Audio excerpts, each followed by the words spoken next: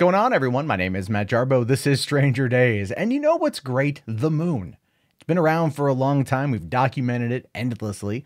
We've gone to it numerous times. But for some reason, even though it's been nearly 50 years, next year marks that half-century anniversary, there are people out there that still believe that we didn't go. People out there that even though there's all the documentation that say that we've gone, there's all the trips that we have, everything that we have, they say, hey, the moon, it exists. It's a thing. We've been there. It's not made of cheese. There's no man there. You only see one side. It's how it is. There are people that just willfully choose to believe otherwise. And those people generally are known as conspiracy theorists. And what really cracks me up is when those conspiracy theorists move off of sites like InfoWars and into the spotlight, like the NBA, because we got Steph Curry here, doubts the moon landings, even though NASA now offers to show him the rocks. Now, he'd probably just question that and go like, this just looks like what comes out of a volcano. I don't know what it's called, but it's that floaty shit, probably. The space agency invited the Golden State Star to visit the Johnson Space Center, perhaps the next time the Warriors are in town to play the Rockets, which is a good invitation. So it's been a big 24 hours for Steph Curry. His team was named Sports Illustrated Sportsperson of the Year. He was named the Western Conference's Player of the Week. And his comments denying the moon landing happened made him the enemy of science teachers everywhere. And there's a reason for that. It's not just that they're asinine and that they're ridiculous and that they're stupid. It's the fact that people will believe him because he's famous. People will believe him because Steph Curry said it. So if Steph Curry says we didn't go to the moon, you're gonna see a few people come out and go like, well, Steph Curry said it, so it must be true. And then they'll be met with, no, we actually went to the moon. And then that person will say, well, how do you know? Steph Curry says that didn't happen. And I believe Steph Curry. Yeah, but there's also been like, a half century of documented science about us going to the moon. That doesn't even matter. Steph Curry says never happened. And I have my faith in Steph Curry because he's the Western Conference Player of the Week. Now, I'm being hyperbolic, obviously, but there's a point to that, is that people out there will legitimately believe what someone famous says over actual science. It's kind of how Trump got elected. Sad, but true. Curry, who recently returned from injury and rejoined the Golden State Warriors in their quest for a third consecutive championship, was a guest on the podcast called Winging It, which is hosted by the NBA players Vince Carter and Kent Bazemore, as well as Annie Feinberg, a digital content coordination for the Atlanta Hawks.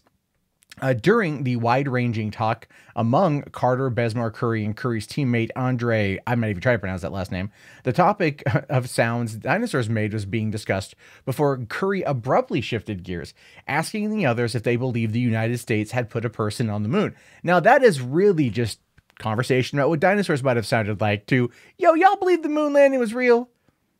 I was watching some YouTube videos, and they said it wasn't real. And they gave me compelling evidence in terms of nothing but their opinion. And I believe that is accurate. What say you, panel? Is the moon landing real, or did Stanley Kubrick film it on a Los Angeles soundstage in the 1960s? Because that's one of the theories.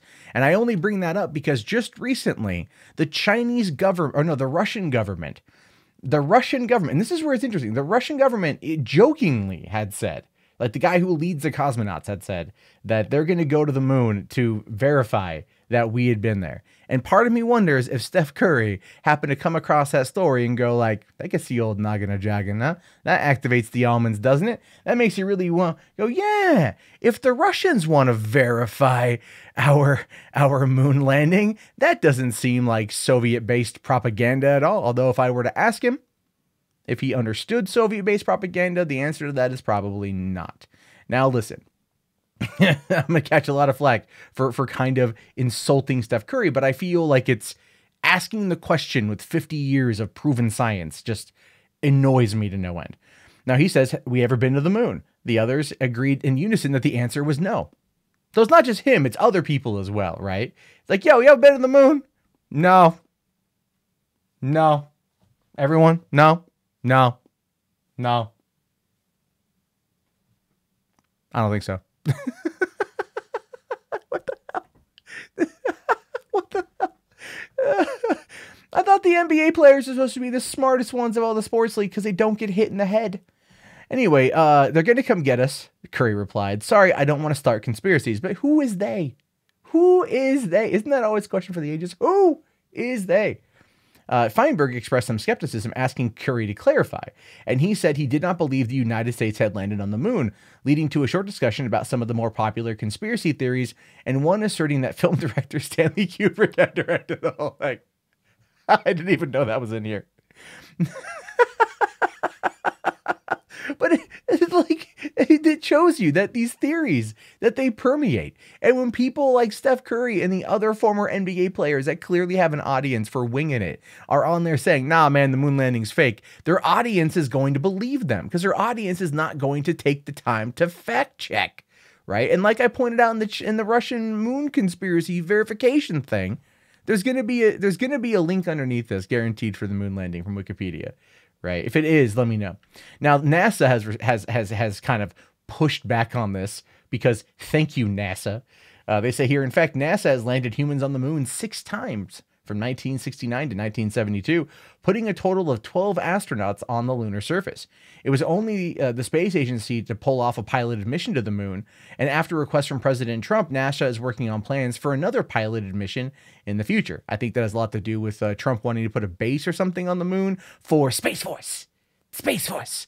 Space Force. You know, the 6th branch of the military that we don't need and can't afford.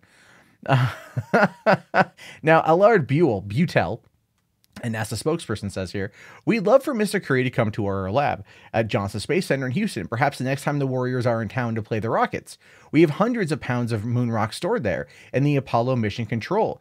During his visit, he can see firsthand what we did 50 years ago, as well as what we're doing now to go back to the moon in the coming years, but this time to stay. So yeah, we're going to go back to the moon and set up some kind of research facility there. And I think the Chinese government said just the other day that they're looking to go to the moon themselves to explore the dark side of the moon.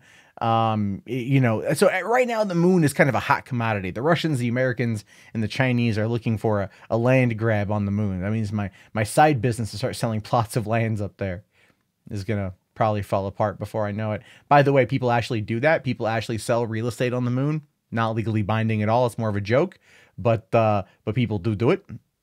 Just so you know. So here's the thing: I would like to kind of use this moment to kind of touch upon one of my biggest problems with sports, with professional sports, is that the people who participate in them, the players that are groomed from when they are kids to be professional athletes, no one is denying the talent and their abilities in that regard. They are amazing on the court. I've watched Steph Curry play. I like basketball quite a bit. The dude can definitely ball. But, and this happens a lot with football players, when they are groomed from that age to become that kind of person, to become that talented athlete, education takes a backseat, right? Education absolutely positively takes a backseat. I looked up the colleges where Steph Curry went, and the first one he went to was a liberal arts college, one of the best in the country, to play basketball. He went to a liberal arts college from 06 to 09 to play basketball, and then went to a Christian college after that to finish up his whatever degree and to also play basketball. And I guarantee you, he probably did not get the strongest of education from either his middle school, his high school, and his college. But what does it matter now? The dude is the top player in the NBA, one of the top players in the NBA, him and LeBron, right, are up there. You know, and a lot of people out there are going to listen to Steph Curry say, I don't think we went to the moon. And they're going to go, yeah, Steph Curry has a point. No, he doesn't have a damn point. He doesn't have a damn point. We've been to the moon. This is not disputable. But because probably came across some videos or some articles, and it's fun to dabble in conspiracy theories. I love to read a good conspiracy theory. They crack me up.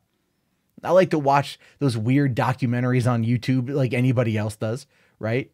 They're fun. They're fun because it's make-believe. But when you don't have the educational background to differentiate between make-believe and reality, and then you go out there and you spout nonsense, people believe you because you're a trusted figure. Someone, hopefully he will turn around those comments and go to the Johnson Space Center in order to check out actual moon rocks and the Apollo mission control to see firsthand what exactly transpired.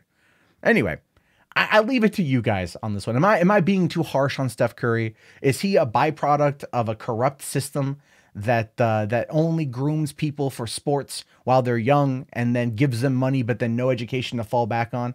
I mean, we see this quite often in professional sports. Players burn out and then they go broke within the span of a couple of years because they have absolutely no money management skills, and deals dry up and things like that. It's a problem. And I leave it to you. What are your thoughts? If you guys made it this far, type Moon, MOON in the chat, so I know. If you want to thumbs up the video, that'd be great. Hit subscribe, that'd be awesome. And I'll talk to you all later. Have yourself a great day, and peace out.